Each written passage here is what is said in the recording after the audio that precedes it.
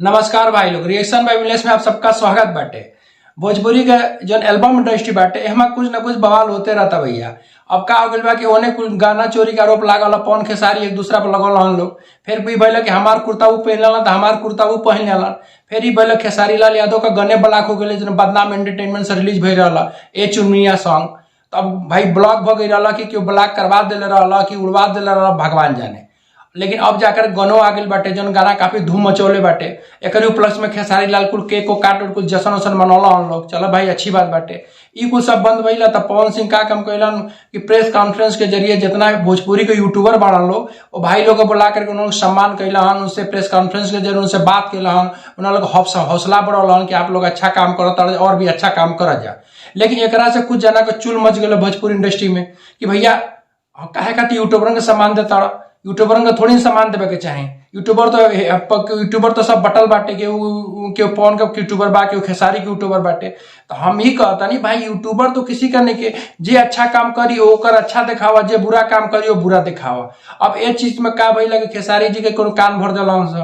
अब वो खेसारी जी लाइव आकर मार उल्टा सीधा बोल दिलन। अभी तक तो मानला कि एक दूसरा के ऊपर खाली पर्सनल आरोप होत रहला, लेकिन अब जाके खेसारी जी का काम कइलन कि अब पवन सिंह के कुल पारिवारिक के थ्रू पर बोल दिलन का कौन का फूफा कर लइका यूट्यूबर बा, तो कोनो मौसा यूट्यूबर बा।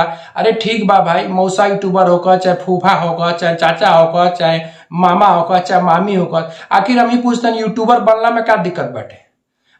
तो हम लोग को छोटी छोटी चीज बा इंडस्ट्री के जो कुछ भी करत ताड़ा जा, नाचा ताड़ा जा, गावत ताड़ा जा, मतलब मजाक कर ताड़ा जा, लाइव आवत ताड़ा जा, छोटी छोटी कवर कर यूट्यूबर ने भाई लोग कवर करत बाटे, यूट्यूबर ने देखा होता। तो चला इतना दिन से क्यों आज तक ना सोचला पवन सिंह आगे बढ़ के कुछ उन लोग के बारे में दूगो बात अच्छा बोली दिला हन, उन लोग के बारे में कुछ सम्माने कर दिला हन, कुछ हौसले बढ़ा दिला हन। तो कौन गड़बड़ काम हो गई बाटे तू करता बढ़ करके। अरे भाई जानता नहीं कोने बहुत ज्यादा तो पहुंचल ना, बहुत 40 50 60 बहुत पहुंच तो 100 यूट्यूबर पहुंचे। तू का काम करा कि 200 400 यूट्यूबर के बोला के सम्मान दे दो, उन लोगों को बाकायदा भोजन दावत में बुलाओ, अच्छा से खिला पिला के उनको विदाई करा, जा समय 1000 500 रुपये दे दो भाई गाड़ी के खर्चा का। तो का दिक्कत बाटे। आदमी नेशनल मीडिया के पीछे जा जाकर तो हम लोग परेशान होते रहे, सोचला जाकर दिन भर में नेशनल मीडिया कुछ हो हमारे तनिक से इंटरव्यू ले ले, हाई ले ले, कौन तुम लोग प्रचार करते दिन महीना में 35 गो तुम लोग का गाना रिलीज होके वाला बाटे, महीना में 20 गो स्टेज शो करा तारा जा। ये स्टेज शो का एक क्लिप हुआ यूट्यूबर ने निकाल तुम लोग देखा तुम लोग नाम होता टे कि फलाना के सिंह हो जू जाकर के स्टेज शो कैलन, तो फलाना यादव वहां जाके स्टेज शो कैलन ना। तो अगर यूट्यूबर ना रहता तो तुम लोग के पूछी। लेकिन वह बात बाटे भाई, सम्मान दे देना तो अच्छे बात में कौन सा खराबी चीज हो गई। तब आके लाइव उल्टा सीधा किसी को बोलना और फिर एगो तहार चाचा का लड़का बा हाउ लड़का, सब क्या दिक्कत है भाई।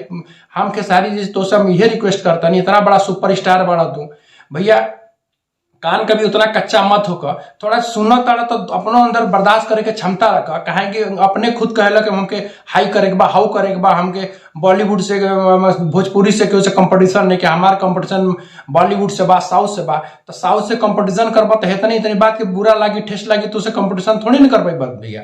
तो हम आपसे यह रिक्वेस्ट बाटे कि आप सुनिए सबका, लेकिन उस चीज को अपने मन में दबा कर रखिए, आप अपना काम में ध्यान दीजिए।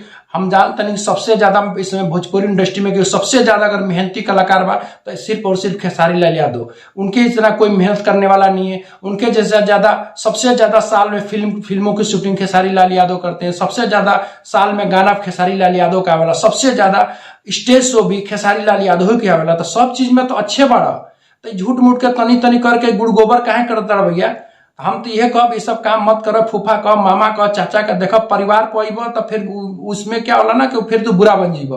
तो आप जितना अच्छा काम किए हैं सब काम लोग धुल जाता है। अब उतार काम गड़बड़ा जाता है। मैं यही से कहता हूँ फैमिली मैटर मत अपन जो चमचवा रखले बड़ा ना तो चमचवन को थोड़ा टाइट रखा भैया, उनको द की अच्छी खबर दे, बकवास खबर मत दे आपके।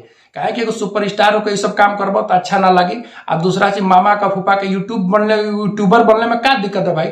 आप भी तो जितना पैसा कमा रहे हैं, जो भी पैसा यूट्यूब से कमा रहे हैं, अगर गाना कहाँ रिलीज करते हैं यूट्यूब पे तो रिलीज करते हैं। इस तरीके को तो सिनेमा में रिलीज करता रहा तो यूट्यूब से अपने पैसा कमाता रहा, घर मकान बनाओ तो अपन नाम रोशन कैले बड़ा अच्छा बाटे। वही यूट्यूब से दूसर के करता तो बुरा हो गई बाटे। तो ऐसा काम मत करिए। हम तो यह रिक्वेस्ट करब कि भाई अपना काम में ध्यान दे जा। आई कुल यूट्यूबरों के बाटे तो अब चलो भाई 10 ही 50 आदमी के 5 से सम्मान कर देना, तो तू कम से कम 100 200 बुला के सम्मान कर दो।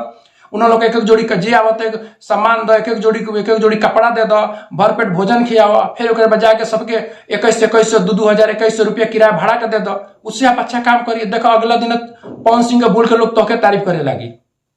हम तो यह कहब कि आप अपने काम में ध्यान दीजिए। आप हमारे इंडस्ट्री का शान है, इंडस्ट्री के मान है खेसारी लाल यादव जी। आप ट्रेंडिंग स्टार है, ग्लोबल स्टार है, और आने वाले सब समय में तोरी नाम से और कितना बड़ा बड़ा स्टार जुड़ी, भगवान करस और ज्यादा 8-10 गो स्टार और जुड़ जाओ। सबसे जरूरी चीज बाटे खेसारी भैया कि बार बार जाने तनी चीज पर लाइव आवता रहा, लाइव आवल बंद कर दे भैया। ये सबसे खतरनाक बाटे, बार बार आकर के लाइव आना, हर एक चीज बताना, हम ये कर दे वो। अरे भाई आप अगर कर रहे हैं तो किसी को बताने की जरूरत नहीं की है। वो दुनिया देखा था, जाना था कि आप खेसारी लाल यादव कहां से कहां पहुंच गए। आप कोई बहुत अमीर घर के चाहे सुपरस्टार घर के लड़के नहीं थे, लेकिन बार बार लाइव आने से बचिए, क्योंकि इससे लाइव आने से क्या होता है ना कि आपके मान सम्मान में धक्का पड़ रहा है। आप लोग उतना अच्छा से मतलब कि बहुत गलत ने कोई इमेज बना ताटे। सुपरस्टार है तो आप सुपरस्टार बन के रहिए, मेगा स्टार बन के रहिए, ट्रेंडिंग स्टार बन के रहिए। उम्मीद करता नहीं और भी भगवान तो अच्छा और भी स्टार से नवाजा, लेकिन बार बार लाइव आने से बचिए और अपने काम पर ध्यान दीजिए। देखिए हर स्टार का समय आता है, समय जाता है, समय ऊपर चढ़ता है, समय गिरता है, तो आप अपने आप पर संयम बना के रखिए। भले आज आपके हिसाब से आपके गाना इस समय नहीं चलत, हमारे हिसाब से तो नहीं लागत, लेकिन कहता कि हमारा गाना नहीं चलत। अरे भाई गाना तार तो हमेशा सुपर डुपर हिट होला, हम तो हमेशा गाना का तारीफ के लिए भाई तोरी के जितना यूट्यूबर भाई भोजपुरी में सब तरह गाना का तारीफ करेला। समय थोड़ा भाई ऊपर नीचे होता तो आप उसमें अपना संयम बना के रखिए और अपना काम पे फोकस दीजिए, अच्छा काम करिए और अपना नाम रोशन करिए और भोजपुरी इंडस्ट्री भोजपुरी समाज का भी नाम रोशन करिए। उम्मीद हम ये करते नहीं। वीडियो देखने के बाद भाई लोग हमारे चैनल के लाइक और सब्सक्राइब जरूर करिए। अगला वीडियो में फिर मिलल जाए। नमस्कार।